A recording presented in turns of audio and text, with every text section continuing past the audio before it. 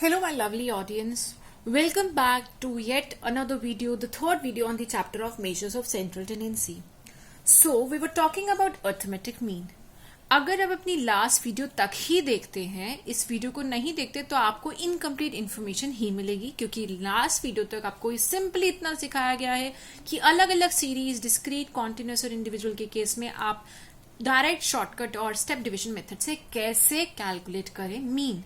लेकिन आपके एग्जाम में सिर्फ आपसे इतना ही नहीं पूछा जाता कि कैलकुलेट करके दिखाइए, आपको थोड़ा सा लिटिल बिट कॉम्प्लेक्सिटी लेवल डाला जाता है। ज्यादा नहीं होगा, बहुत कॉम्प्लेक्स पेपर नहीं आता है, थोड़ा सा डिफिकल्टी लेवल आपके लिए समझना जरूरी है। वो ही है एग्जैक्ट आपके एग्जामिनेशन की आपको मीन को अच्छे से आपने समझ लिया है। तो अगर आपने सिर्फ लास्ट वीडियो तक देखकर छोड़ दिया होगा या आप इस वीडियो को पूरा नहीं देखते हैं तो आपने अर्थमेटिक मीन पूरा नहीं सीखा है।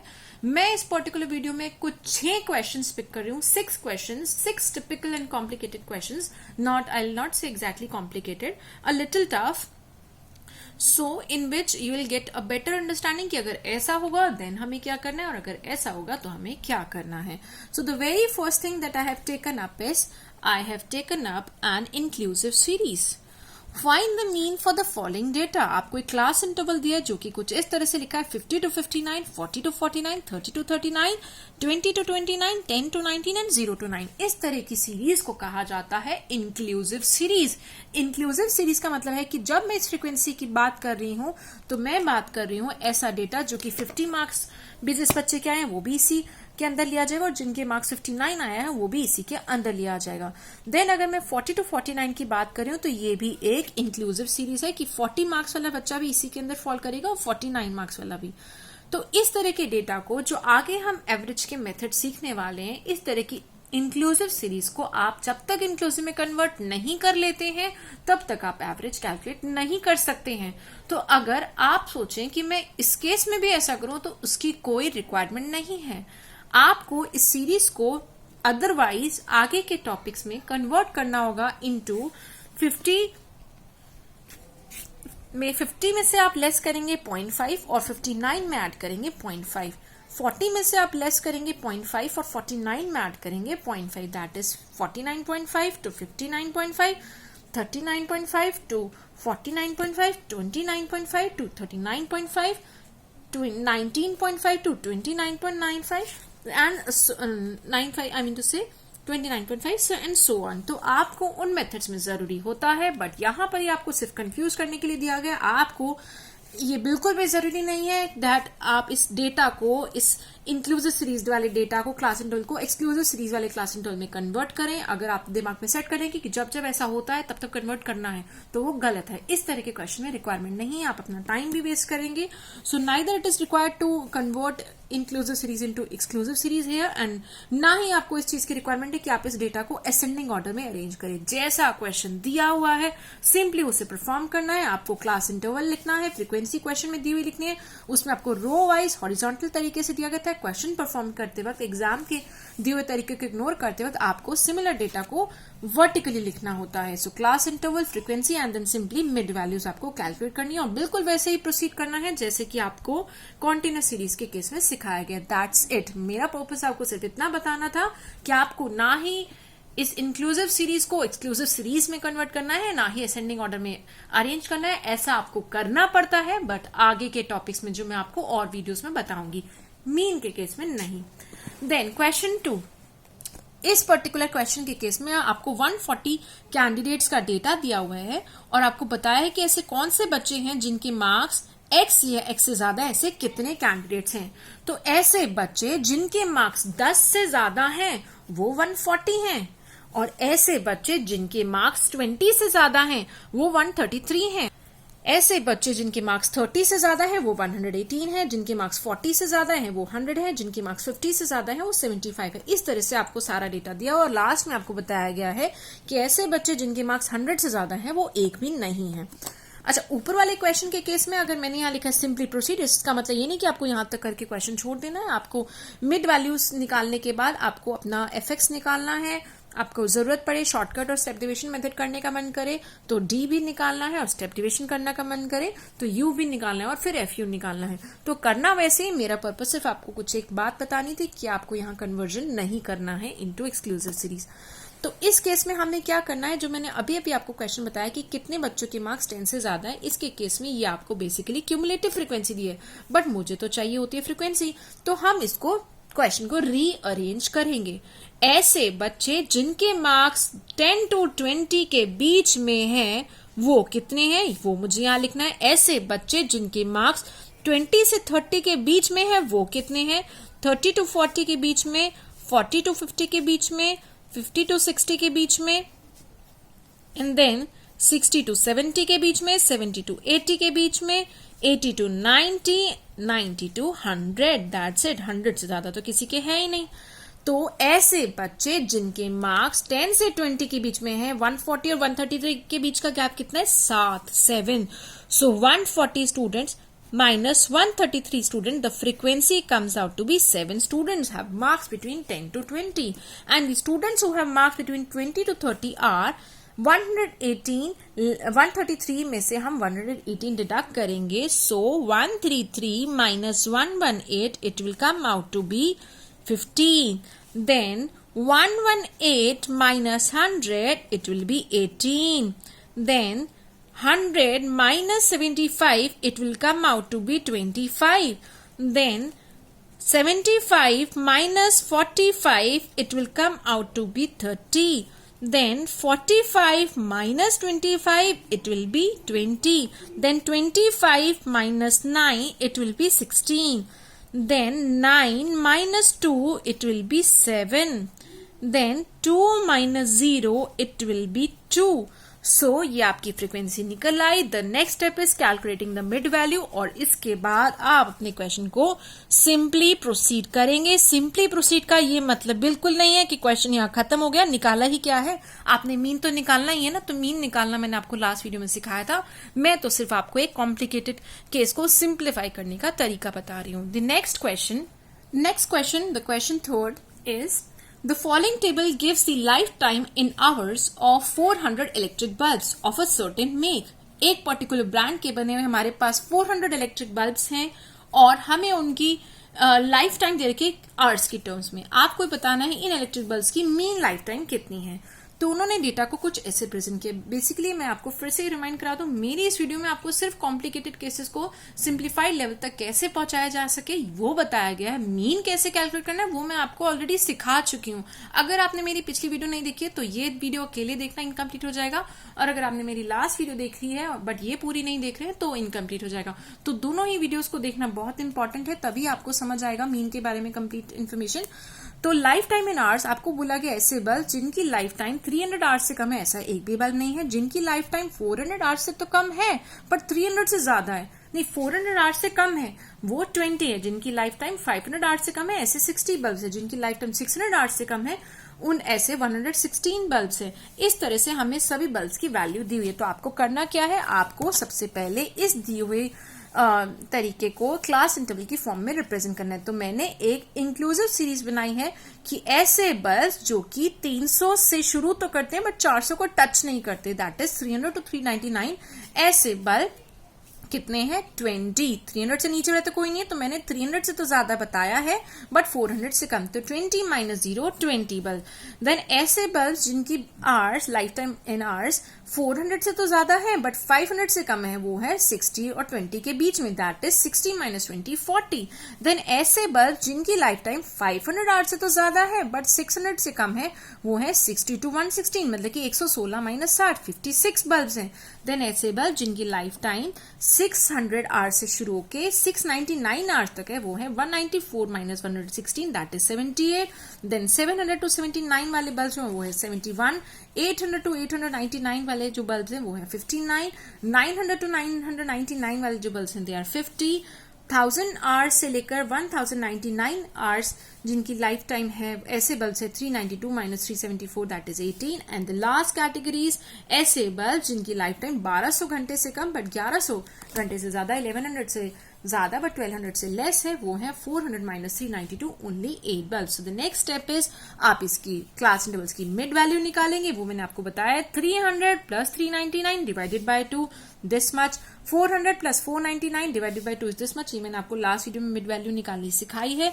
इसके बाद आप अपने मेथड को सिंपली प्रोसीड करेंगे लास्ट वीडियो में सिखाए गए डायरेक्ट मेथड के हिसाब से, या आप शॉर्टकट मेथड यूज करें, या आप स्टेप डिविजन मेथड यूज करें, जैसा आपको सही लगे. बट आप मेथड जब तक सीखेंगे नहीं तो ये बताई गई इंफॉर्मेशन इनकम्प्लीट हो जाएगी. मेथड सीख लीजिए लास्ट वीडियो में. Then the fourth category of question, आपको बताया गया है the mean of 100 items was 50. Later on it was found that 2 items were misread. 100 items का मीन तो 50 है, ऐसा आपको एडवांस में ही बता दिया गया है. लेकिन बाद में पता चलता है कि 2 आइटम्स को गलती से गलत पढ़ लिया गया था. वो 2 आइटम्स को हमने गलती से 92 और 8 पढ़ लिया, जबकि उनकी वैल्यूज थी वो थी 192 एंड 88. तो अब बताओ सही मीन क्या होगा. तो हमें क्वेश्चन में बताया गया जो n है, जो नंबर ऑफ आइटम्स है, वो बताया गया 100, और जो मीन बताया गया है वो बताया गया 50. और हमें फॉर्मूला पता है sigma x is equal to sigma x upon n. So your mean is 50, sigma x हमें पता नहीं, और n इज 100.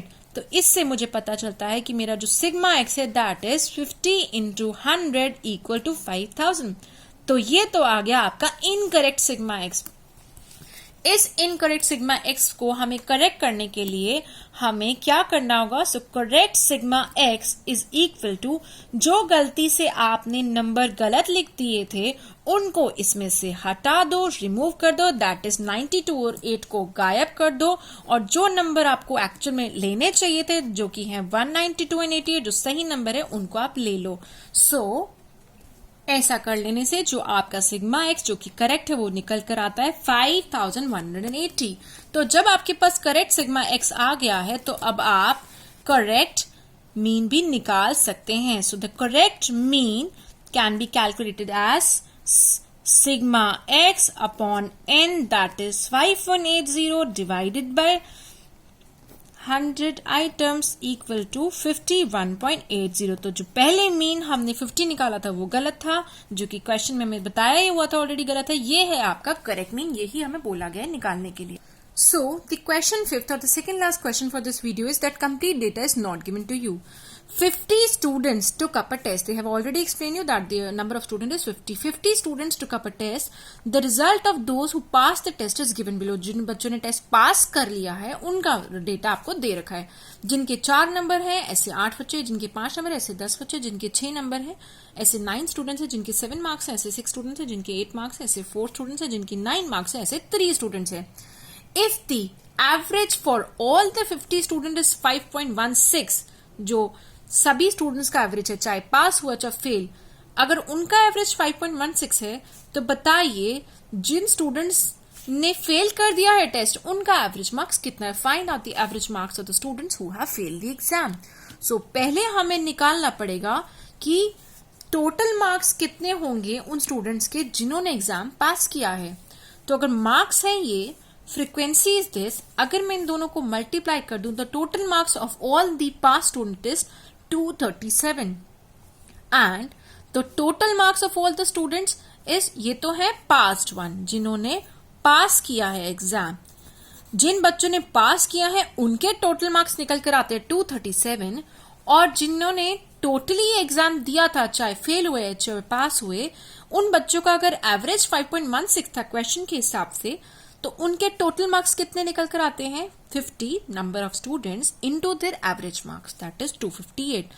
तो जो स्टूडेंट्स ने पास किया है एग्जाम वो है 237, और जिन्होंने, अगर मैं बात करूं total marks of student who have failed, total marks of students who have failed the exam, they are 258 minus 237, that is 21 marks. तो अगर 21 मार्क्स हैं टोटल उन बच्चों के जिन्होंने एग्जाम फेल कर दिया है, और ऐसे बच्चे 40 बच्चे पास हैं, टोटल बच्चे 50 एग्जाम्स में अपीयर करे थे, तो फेल्ड स्टूडेंट्स जो हैं वो 10 हैं. तो आपको ये पता चल गया है कि फेल्ड स्टूडेंट्स अगर 10 है तो average marks of fail student या mean marks of fail student is 21 by 10, that is 2.1. So that is how you will do this question. So I hope आपको ये question समझ आ गया है. आपको पहले दिए गए थे 50 बच्चे और उनके मार्क्स जिन्होंने एग्जाम पास किया है. हमने उससे पता लगाया जिन बच्चों ने पास किया उनके टोटल मार्क्स कितने हैं, और पूरी क्लास का एवरेज अगर 5.16 है जिसमें टोटल फेल और पास दोनों हैं, उनके टोटल से पता चला सारी क्लास के मार्क्स का टोटल 258 है. अगर पास बच्चों के मार्क्स 237 है और टोटल क्लास के मार्क्स 258 है, तो दोनों के बीच का डिफरेंस 21 मार्क्स जो है ये फेल बच्चों के मार्क्स का टोटल है. अगर फेल बच्चे 10 हैं और उनके टोटल मार्क्स 21 है, तो हर फेल बच्चे का एवरेज निकाला जाए तो आ जाता है पर child 2.1 marks average. On an average बच्चों ने फेल किया है, 2.1 मार्क्स हैं ऐसे बच्चों के. Then the question 6, the last question for the video. The frequency is not given to you, so there is a trick. आपको एफ ही नहीं दिया हुआ, एक सीरीज का एफ ही मिसिंग है, तो हम क्या करेंगे. सो आपको दिया हुआ है marks between 0 to 5, 5 to 10, 10 to 15, 15 to 20, 20 to 25, 25 to 30 and 30 to 35. आपको 15 to 20 मार्क्स इन बच्चों के हैं, इनकी फ्रीक्वेंसी दी ही नहीं हुई है, लेकिन आपको ये बता रखा है कि एवरेज मार्क्स बच्चों की 16.82 है. तो हमें थोड़ा सा उल्टा चलना है. कुछ काम जितना हमें पता है उतना हम करके रख लेंगे. तो हमने मार्क्स के साथ साथ उनकी मिड वैल्यू हमेशा निकालनी होती है. तो 0 plus 5 divided by 2 is 2.5, 5 plus 10 divided by 2 is 7.5, 10 plus 15 divided by 2 is 12.5, 15 plus 20 divided by 2 is 17.5, and similarly I'll calculate the further mid values. Frequency is given to me except the fourth frequency, so I have symbolized it using F4. Now I will pick up any x as assume mean. मैंने आपको last video में समझाया था कि usually central value को x आप लेते हैं, a लेते हैं, assume mean लेते हैं. a stands for assume, a for assume mean. So 17.5 is assume mean. So अगर मैं 2.5 में से 17.5 लेस करती हूँ तो मुझे मिलेगा -15. 7.5 में से 17.5 लेस करती हूँ तो मुझे मिलेगा -10. 12.5 में से 17.5 लेस करूंगी तो मिलेगा -5 and 0, 5, 10, 15 and so on. So in the next step I can see that in this D column 5 number is present everywhere. So this whole column can be divided by 5. So here the common factor I, or in some books it is also written as H. So here it is 5. So I will divide the whole column by 5. So the new column is U. U is -3, -2, -1, 0, 1, 2, 3. I have divided the column by 5 और मुझे ये मिल गया. Then at the last step I will calculate total deviation, which is the multiplication of this column and this column. इन दोनों को multiply करके मुझे मिला this column FU. Then at the last step I will total it up and I am getting -12. So here I will put up the formula of the step division method. Mean is equal to assume mean plus sigma FU upon n into I. So 16.82 मुझे question में mean दिया हुआ है. assume mean मैंने 17.5 माना था. Sigma FU मैंने अभी भी -12 निकाला है. और n क्या है? n is the total of frequency का column, which is 10 plus 12 plus 16 plus F4 plus 14 plus 10 plus 8. तो मैं 10 plus 12 plus 16 plus 14 plus 10 plus 8 करके 17 निकाल लूंगी. और F4 की सिंस मुझे वैल्यू नहीं पता है उसको मैं प्लस F4 लिख दूंगी. तो उसको मैंने यहाँ पे लिखा plus F4. Then after that I will deduct 17.5 by taking it on the left hand side. So the new equation will be -0.68 bracket start 70 plus F4 is equal to -60. By solving it up further, my F4 value will be 12.40 upon 0.68, that is 18 approx. So the missing frequency which was not given to me in the question was 18. So that is how these 6 typical questions are done. And in case of any queries, please post your comments under the video. And do watch the next video in which I will talk about the properties of the arithmetic mean, and further on the basis of the properties few questions will be there which can come up in the exam. Thank you very much for watching the video. Stay connected. Bye bye for now.